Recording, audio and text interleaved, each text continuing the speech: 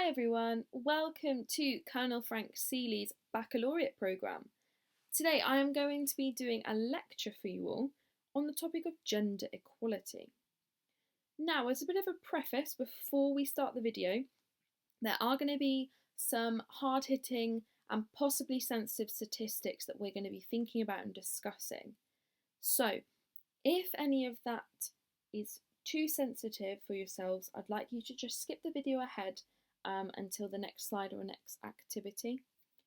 If there's something in this that you feel the need to speak to someone about, I'd suggest you choose a trusted adult, whether that be someone at home, a member of staff, or myself. I will be always here to talk to you should you need to discuss any of this with anyone. Right, so let's get into this then. So today we're going to be looking at what is feminism? What actually is it? Why do we need it, especially in the world that we're living in now? Why is it essential? We're going to look at important historical figures that you might not be familiar with. We're going to look at specifically women in the 21st century. And then finally we're going to look at what can we do in our day-to-day lives that promotes gender equality for everybody. Now, as a little kind of starter activity, I'd like you to just sit with your eyes closed. I'm going to try to explain a scenario to you, and I'd like you to, as much as you can in your head, imagine the scenario. Let's get into it. So, you've recently been quite unwell. You've been feeling a little bit nauseous, lots of headaches, and someone at home says to you, right, this is quite serious now, I think we need to go to a hospital to get you checked out to make sure you're okay. So you're driving to the hospital, you get there, you walk through the reception, and you get called up by the receptionist to go and sit in the doctor's office. Now you're in the doctor's office, and the doctor walks in, sits down, asks you how you've been doing, and asks you to explain your symptoms. Just for 5 seconds, try and as much as you can imagine what does that doctor look like and what do they sound like. Now, the doctor leaves the room and a nurse walks in. The nurse has to check your vitals, so they put a blood pressure cuff around your arm. They get a thermometer and pop it in your mouth to check your temperature. And the nurse asks how you're feeling. Now, 5 seconds. Can you picture that nurse in your head and what they sound like? Now, open your eyes again. Now, I don't have a crystal ball. I'm not a psychic. However, I'm going to make a guess as to how you imagined both the doctor and nurse to look like. Now, how close was I? Was I right in thinking that you pictured a male doctor and a female nurse? Again, I'm not psychic. If I got that right, it wasn't because I can read your mind. Because of something called unconscious gender bias.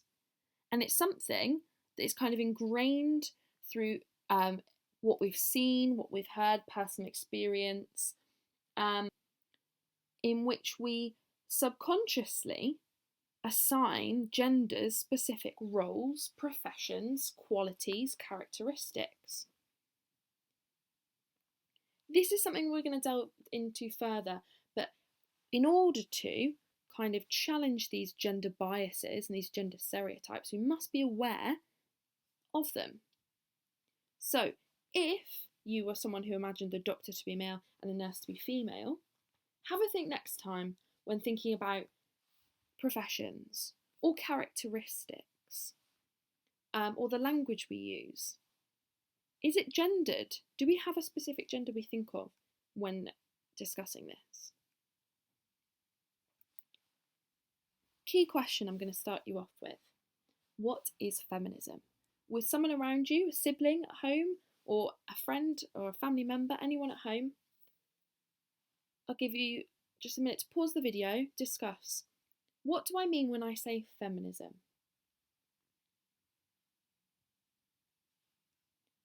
Now let's have a look at the actual dictionary definition.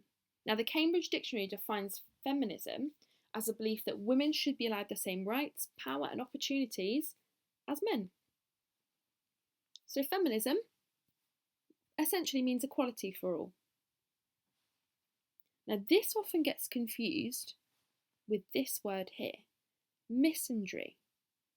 I'm going to give you, again, a few seconds just to pause the video. Do we know what this word means? Can we discuss it with someone around us? Now let's have a look at this.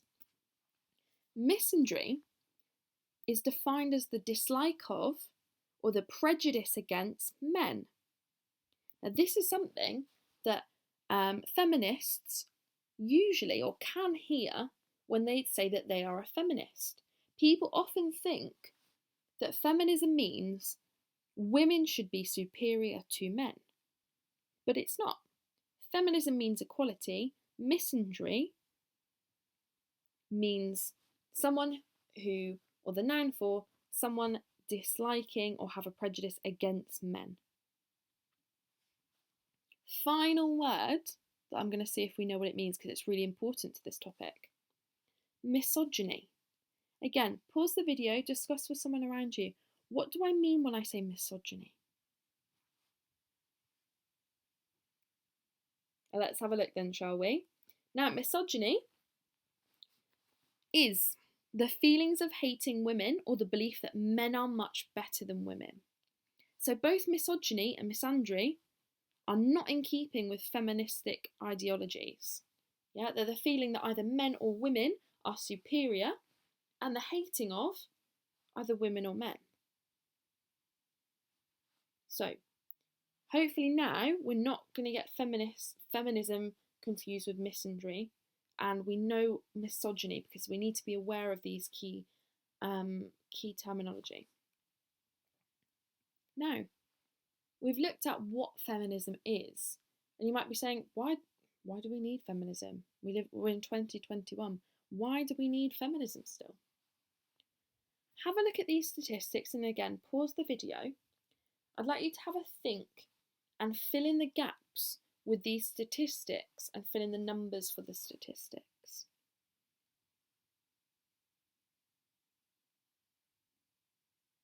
Let's have a look then, shall we? So statistic number 1 is talking about the percentage of the population, how much are women, and how many of MPs and judges are women. So let's see how close we got. Women make up 51% of the population, so just over half. So surely the statistics related to MPs and judges should reflect that. Unfortunately, they don't. So actually, out of all of MPs, there's only 29% of them are women, and out of all judges, only 25% of them are women. So that means in these roles in Parliament and in courts, women's voices aren't being heard or represented. Let's have a look at number 2. Working women earn a certain amount of pence for every pound a man earns. So for the worldwide, for the same job, women earn 81 pence for every pound a man earns. That means men are earning 19 pence more for the same job that women are doing as well. Now that, for me, if you're doing the same job, and I feel everyone should feel this way, if you're doing the same job, you earn the same amount of money. The only difference here is one is a woman and one is a man. Statistic number 3, at the current rate, it'll be how many years before the gender wage gap closes? So how many years will it be till women earn the same as men? 70 years. Now that's when you lot are going to be old grannies and granddads. That is an awful, awful long time to eventually see some equality, and that's just equality in terms of pay. Now, number 4, Around how many women do we think suffer domestic abuse a year? We're looking at 1.2 million women suffer domestic abuse a year. That is a shocking statistic. Let's have a look at number 5. What percentage of people who have done minimum wage jobs in the past 10 years, what percentage of them are women? 75% of women in the past 10 years have done these minimum wage jobs. So that means CEOs, managers, bosses, these high paid jobs that aren't minimum wage are being dominated by men. And finally, let's look specifically at Scotland. In secondary schools in Scotland, what percentage of teachers do you think are female and what percentage do we think are male? Now, 63% of teachers are female and 37% are male. Again, quite a shocking statistic. And I think, similarly to what we discussed earlier with the doctor and nurse role, a lot of it boils down to gender stereotyping and gender biasing, meaning that males aren't often in these jobs where we're working with children that are in a nurturing role, helping, supporting, nurturing children, due to gender stereotyping and gender biasing, that is more of a female role, which I think is extremely unfair. And I know that there are plenty of males out there who would make fantastic teachers, and there should be more male representation in the teaching field. Now, I've got here 6 amazing women. I'd like to just pause the video. Out of these 6 women, how many of them can you name?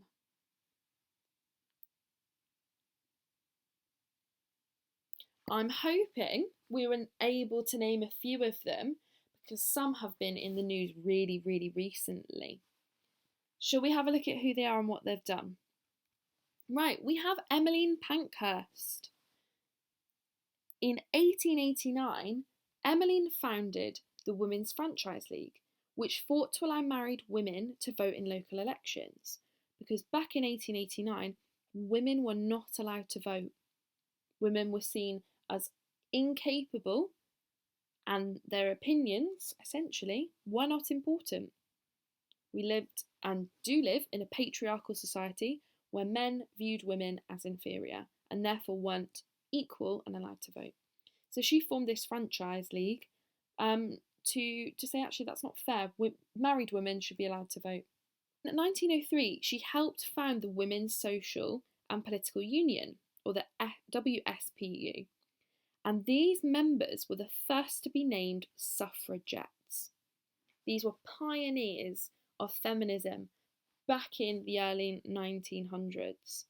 Now, suffragettes, if we weren't aware, which hopefully we should be familiar with who suffragettes are, but if we're not, suffragettes, again, were feminists, women who wanted equality and fought for equality between men and women. In 1913, a member of this Women's Social and Political Union, which Emmeline Pankhurst created, a member called Emily Davidson. Now, she went to the horse racing at Derby and she threw herself under the king's horse as a protest because still in 1913 the government continued to disallow women the right to vote. So as a demonstration of her devotion, Emily Davidson threw herself under the king's horse as a protest. Now, Emmeline Pankhurst continued to pioneer feminism and the vote for women, and she was arrested on numerous occasions over the next few years due to herself being so outspoken and her vocalisation of the inequality, and frequently went on hunger strike as well to further highlight how important this was, not just for her, but for women worldwide. In 1918, the Representation of People Act finally gave voting rights to women over 30. Now, that still doesn't mean all women or adult women, but it's a step in the right direction. And then Emmeline unfortunately died in June of 1928, but it wasn't before she saw women being treated equal in regards to the voting rights to men. So let's continue along our historical walk. Now I've got Amelia Earhart. Again, some of you might know who Amelia Earhart was. Let's have a delve into who she was as a person and the fantastic things that she did for feminism. Now in 1928, Amelia Earhart was the first female pilot to fly across the Atlantic Ocean. This was so amazing because she was only the 16th woman to be issued a pilot's license. So even in 1928, similar time to when women in England were being allowed the right to vote, she was only the 16th woman to be issued a pilot's license. So an absolute pioneer for her time. Her story, again, is not remarkable just for her achievements as a pilot, but also what she accomplished at a time when women were constrained in what they could do. We're talking the right to vote, the right to have a voice, the right to fly, the right to choose a profession. So the 19th Amendment granting women the right to vote, this is in America, was not passed until 1920. This was only a year before she began flying lessons. I think that's phenomenal. And she was an absolute pioneer for women. Rosa Parks, another fantastic female. Now you might be familiar with her name, hopefully some of us are. Again, Rosa Parks is an American lady.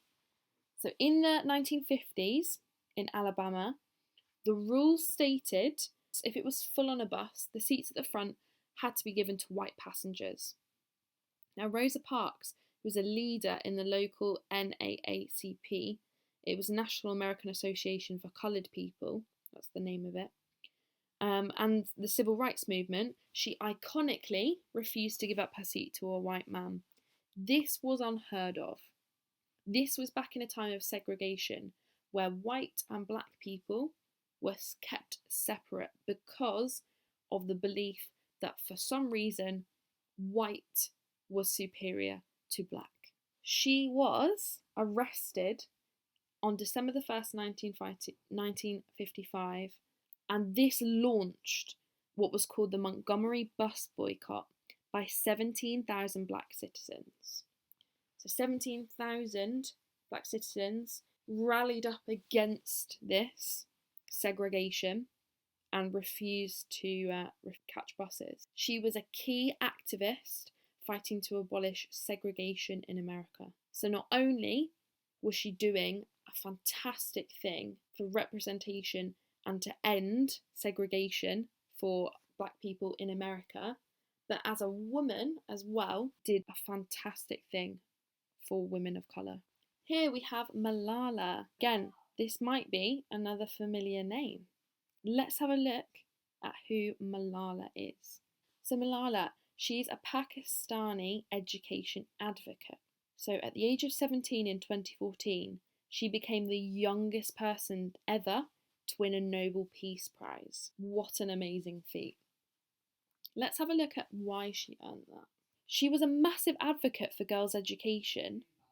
This resulted in the Taliban issuing a death threat against her because the Taliban do not believe that women have the right to an education. So due to her advocacy, they threatened her life. And they almost took her life.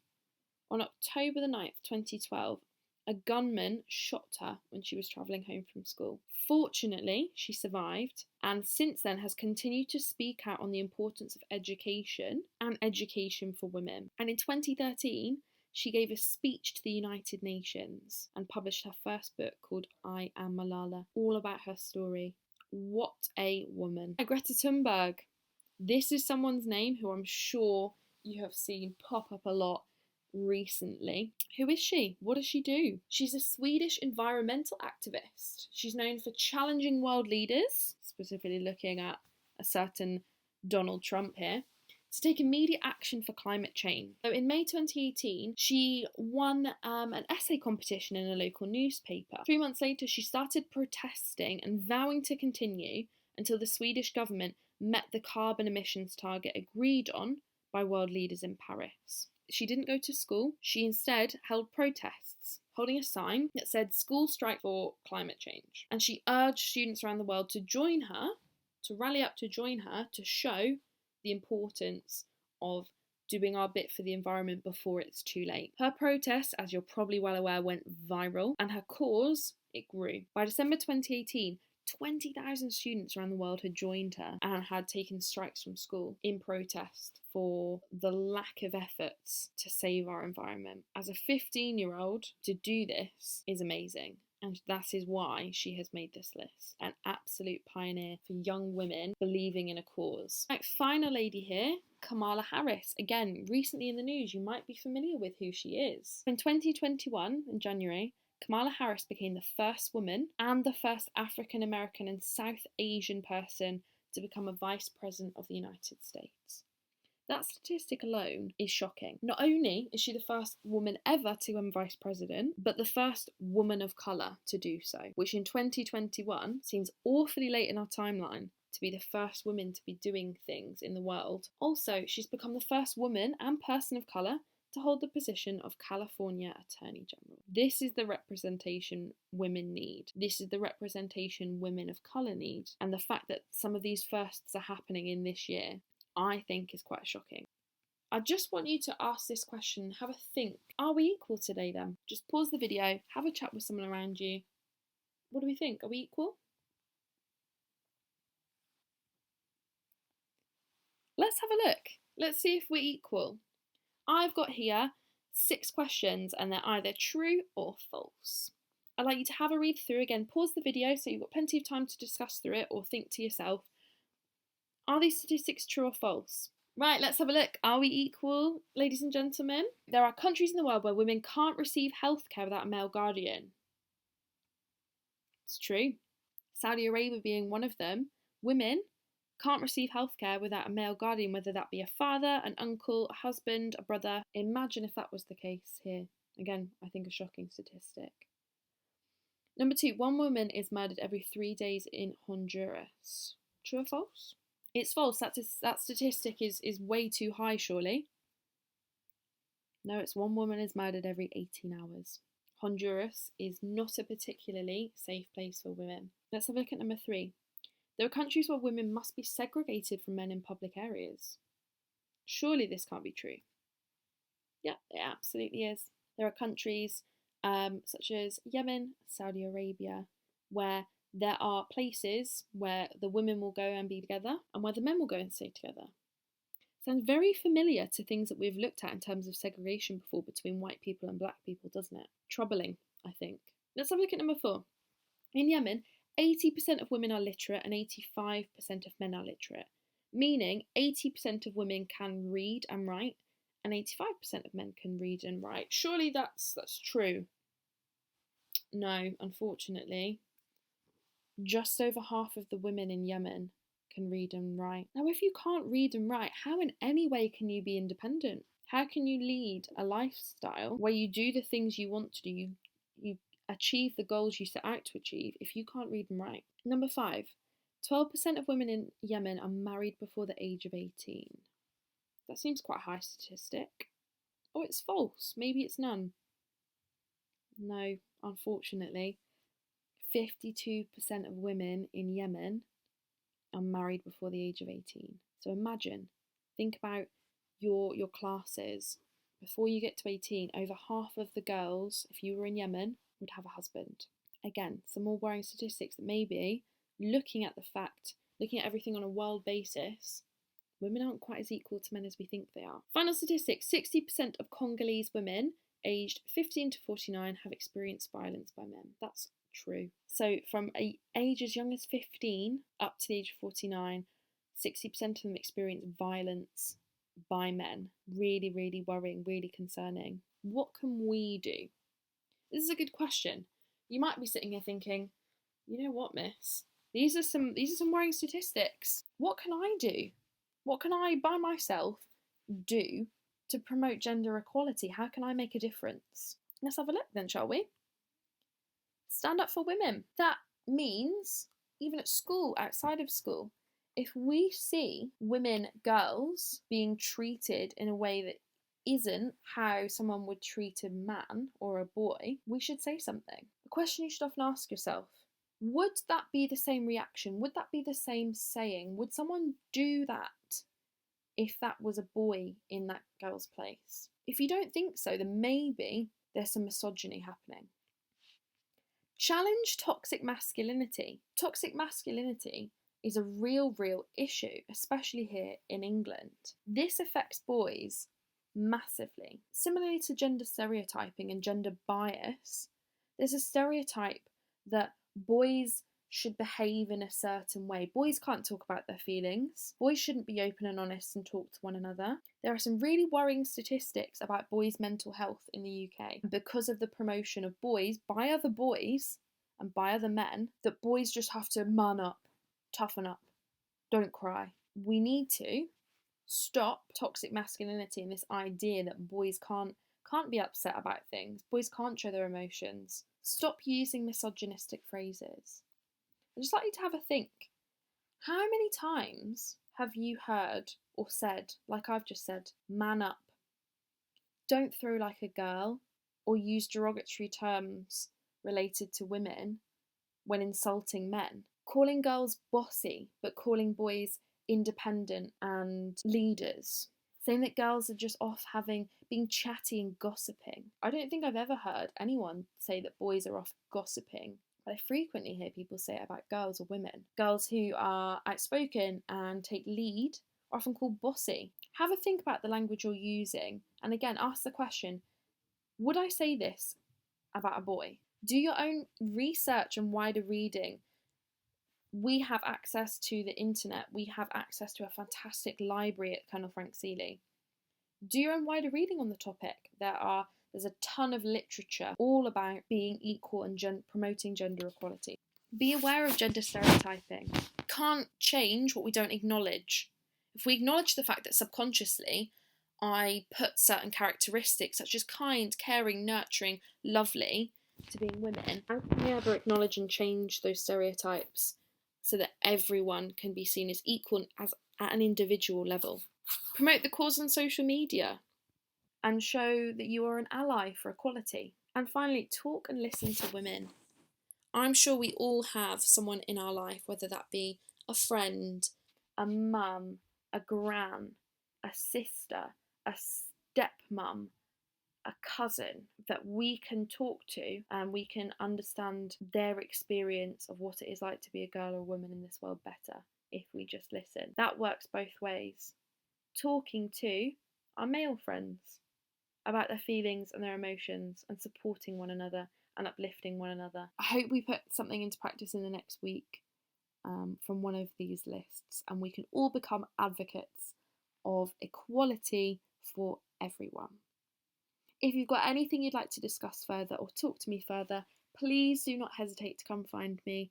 I am happy to answer and have discussions about anything we've seen today in the lecture. Thank you very much, everyone.